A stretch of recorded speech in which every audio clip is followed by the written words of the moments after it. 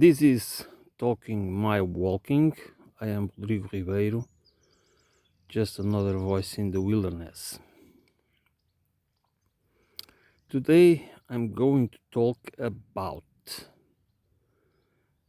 why I feel so irritated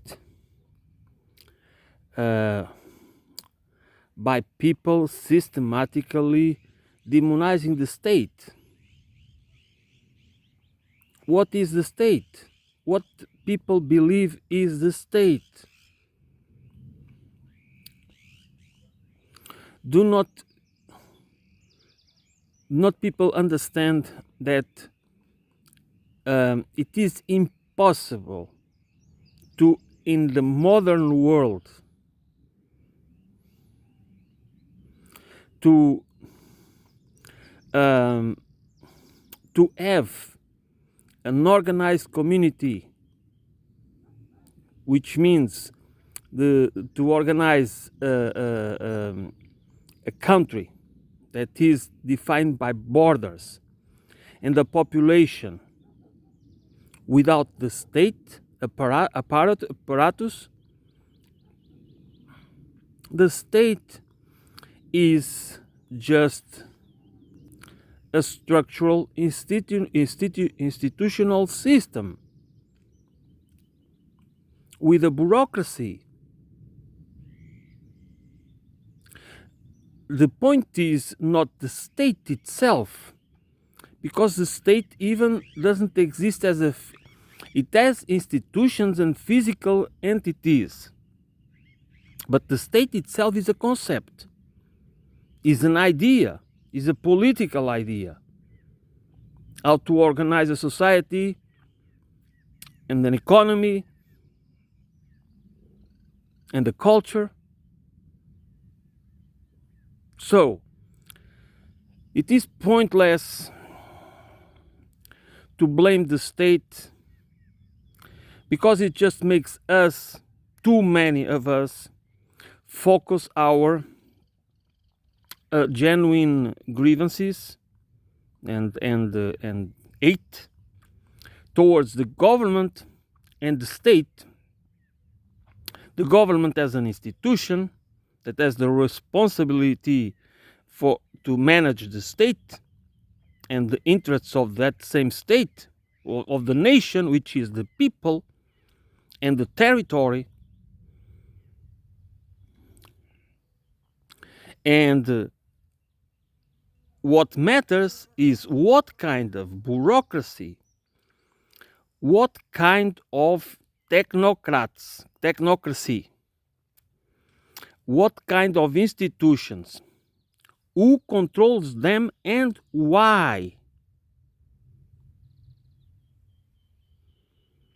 For those who believe, if you want to have a picture of a stateless or a state completely destroyed, you can have pictures like Libya, for example, because then it's the rule of the criminals, it's the rule of the ruthless, not the fittest, but the meanest.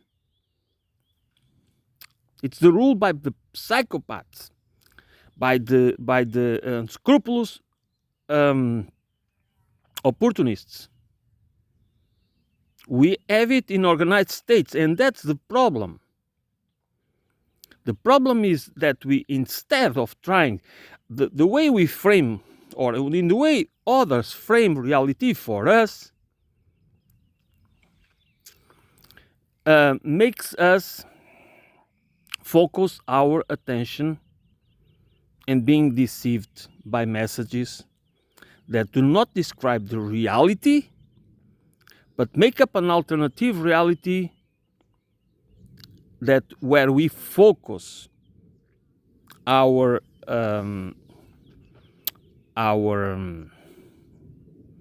hatred. So the point is, what we need to understand is, what is the state? I mean, we learn, this is basic school knowledge. I mean, we learn it when we are pretty young. There is a nation, there is a state, there is institutions, there is the division of powers.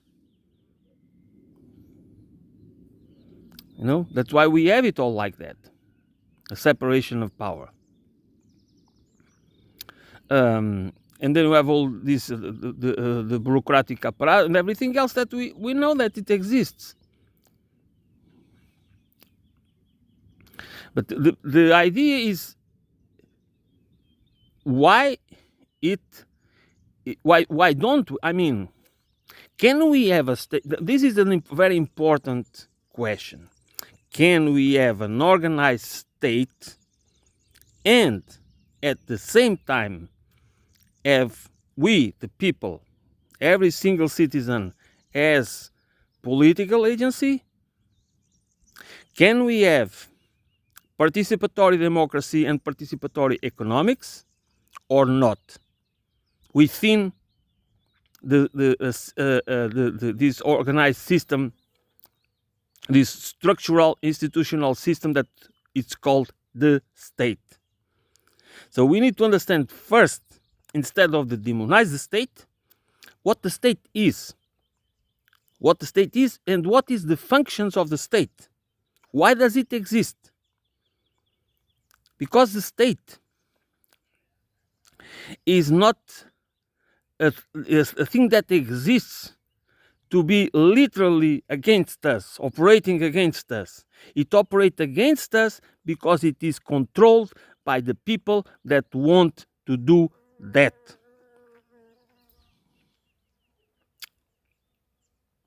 You know, I often quote that, a famous quote, I guess, at least to me is famous, by Frédéric Bastiat.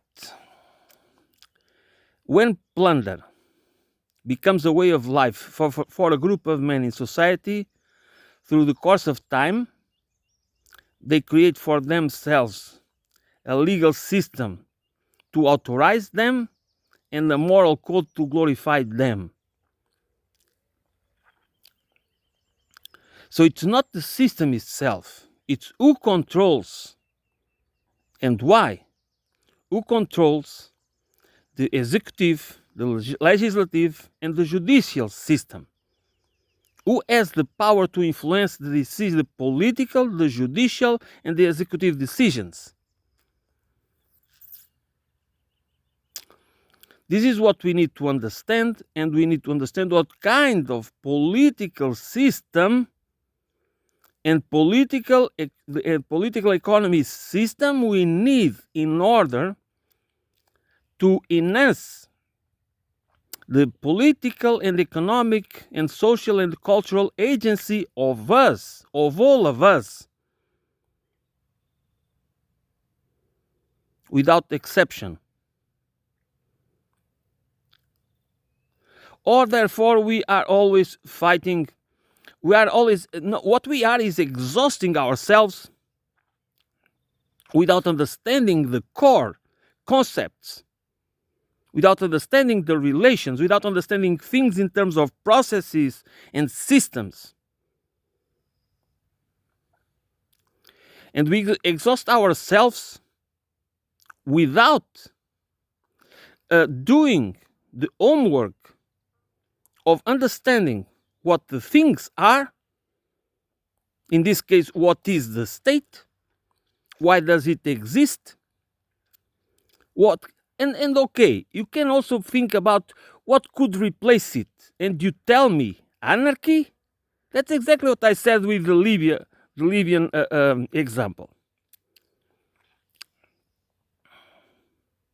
If you don't have a state, an organized state, okay, the state has the monopoly of violence. That we can discuss that, and we should discuss that, because the monopoly of violence, it means that it can exercise arbitrarily, that power can be exercised indiscriminately, arbitrarily, okay? There's a point in there. We need to understand how can we make sure that it's not used against us or against people that don't have people or institutions or groups that do not have the means to protect themselves, legal means or other means. The point is that if we do not have the state, what do we replace it with? What? The state, we can have the state, an organized state, because if we have a large, as we have today, we have small countries, okay? But we have a lot of countries that are large. They are, 20, 30, 50, 100 million people and more.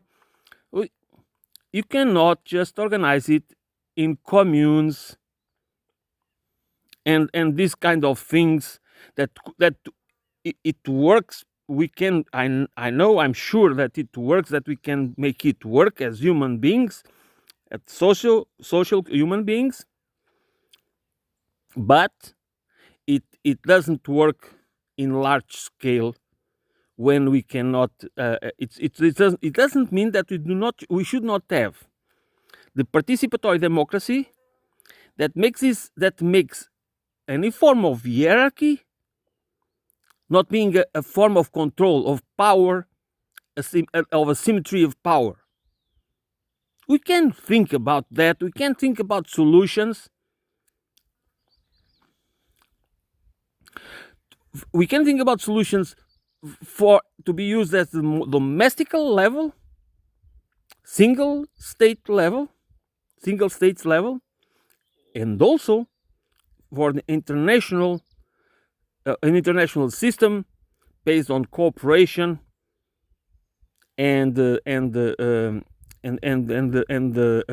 common security, not based in militarization and destruction of everything. So please, when you read or listen or watch videos of people demonizing the state, some of them are stupid. They don't know what they are talking about. But others might have hidden agendas. And you need to know about that. Why are they doing it? They are doing it, they are doing the beating in the name of whom or what? Might be only ideological. But usually, ideology goes together with economic, financial interests, with private and corporate and individual interests. So ideology is not always, but many times, frequently, is a tool. Okay? Is a tool to control others, to manipulate others. Is not a tool to explain, it's a tool to justify.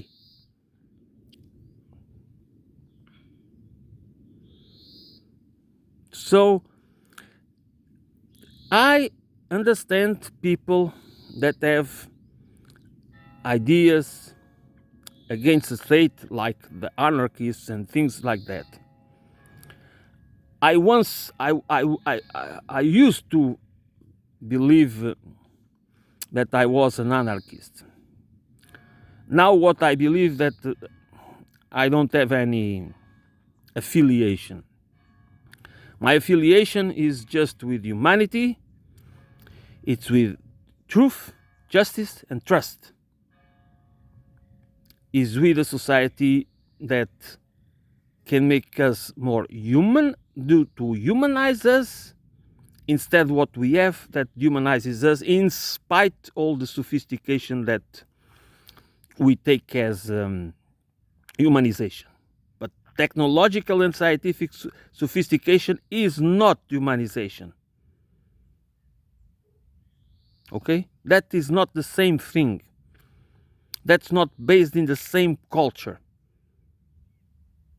We need to have If we want humans to be humans, to behave like humans, to think like humans, and feel like humans, we have to have a socioeconomic, a sociopolitical, and a sociocultural system that truly stimulates it. Because, as I say frequently, we don't have human beings that are not indoctrinated and instrumentalized. We are always, that we don't have human beings that do not have prejudices or biases, because we go from one bias to another, some sort of prejudices to another. What matters is what kind of biases and prejudices are running our minds at the subconscious level. Okay? What kind of narratives are dominant? How do we perceive ourselves? How do we perceive others? How do we organize our social relations, all types of professional, family, colleagues, friends, whatever? What kind of values are the pillars? Which means that we cannot separate these different entities and identities. One is physical, it has to do with our body. Okay, we have a socio-economic and political system that has to do with physical things, that has to do with our material well-being, with what we do with our physical lives. And then we have the sociocultural system, where ideas, narratives,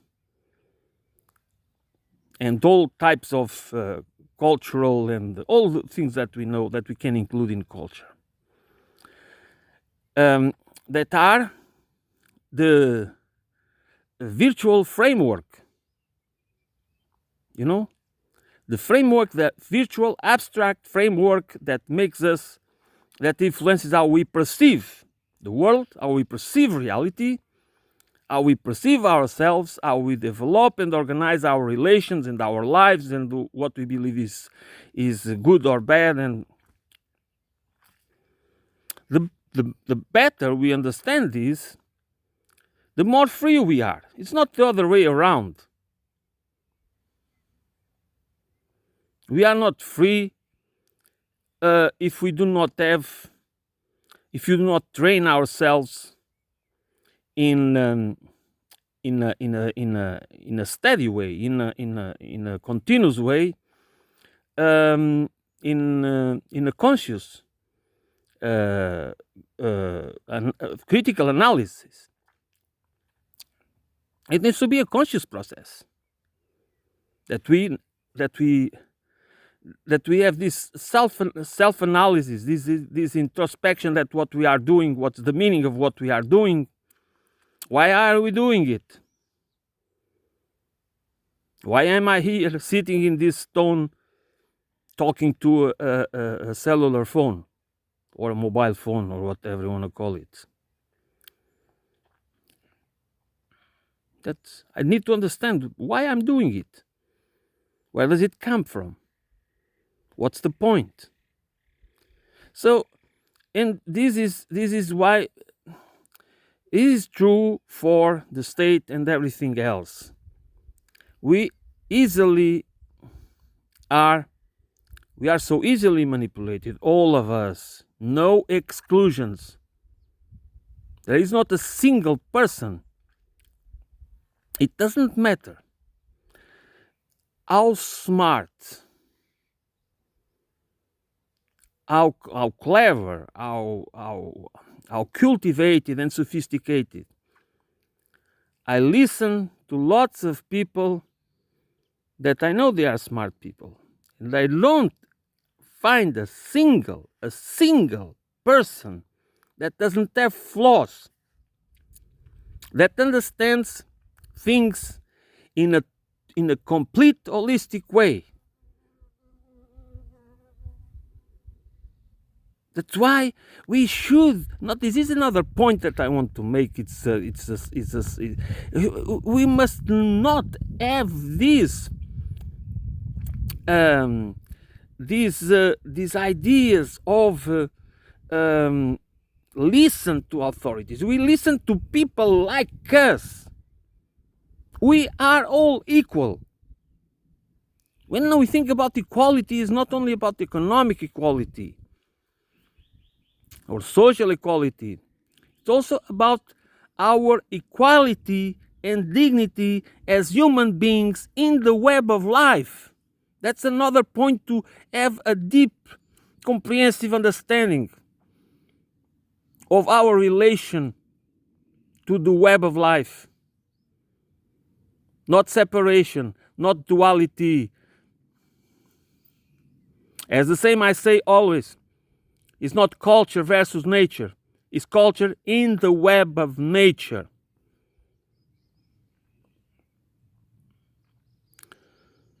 So, stop blaming the state and start understanding what the state really is and what it can be used for, and why in most of us watch powerless in a state of helplessness, that we don't have any control. And why what we need to understand is, why can we not have control over the state? Why are politicians lying to us and not respecting the trust bond that should be our vote? Okay? Why do you vote? Why do you choose to vote in someone? Is a bond trust. If it doesn't have a moral, a legal, and any other on the political value, intrinsic value, why should we vote then? If the politician doesn't respect what he promises, what is written in a document, to be the policy, the framework policies for the next 4 or 5 years, why can they get away with it? It's the state. You can say that the kind of state, the institutions, and the fundamental law, the constitution might need to be changed or whatever. But the fact that we have this disrespect from the politicians we elect has nothing to do with the state, it's with the concept of state itself.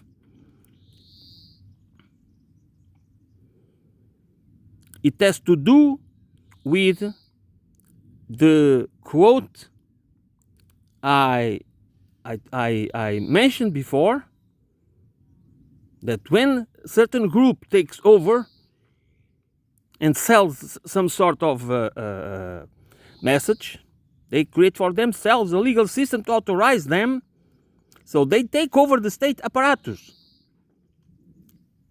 It's not the state apparatus itself, is who controls it.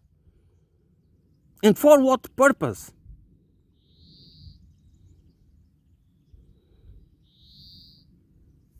So do not engage in demonizing the state, in the blind demonization of the state, because it's stupid. It doesn't deliver any, it's not by any means how you and me and most of us will find solutions for our problems. If we destroy the state, or if we help to destroy the state, we will be worse.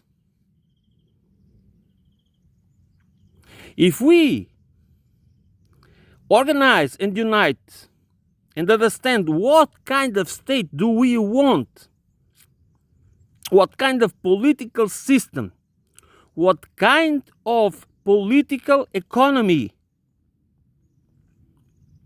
what kind of civilization do we want, and then we can do something, not by destroying the state, not by blaming the state because it's pointless. The state is not a person. The state is not a thing.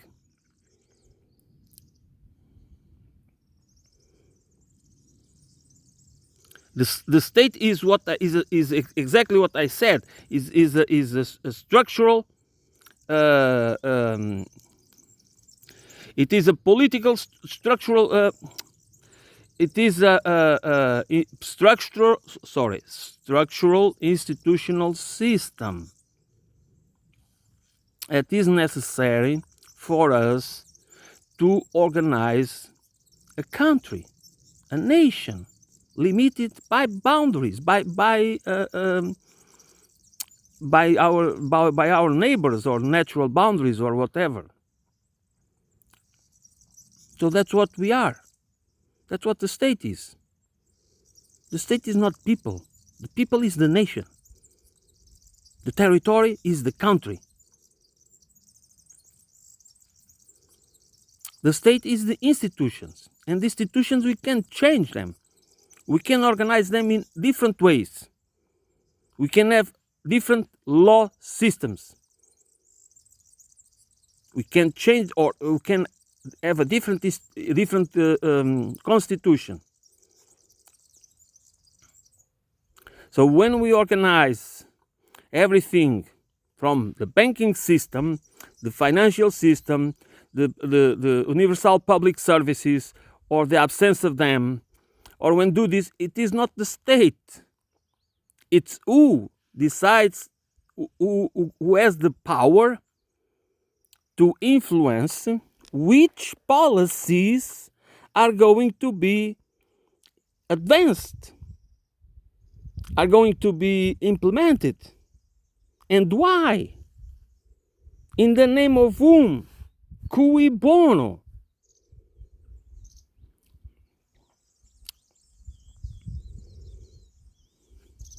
Okay. So this is I'm going to end it here for this morning. It has been cloudy, but today the sun is shining.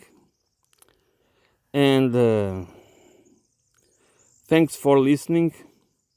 I will be back soon.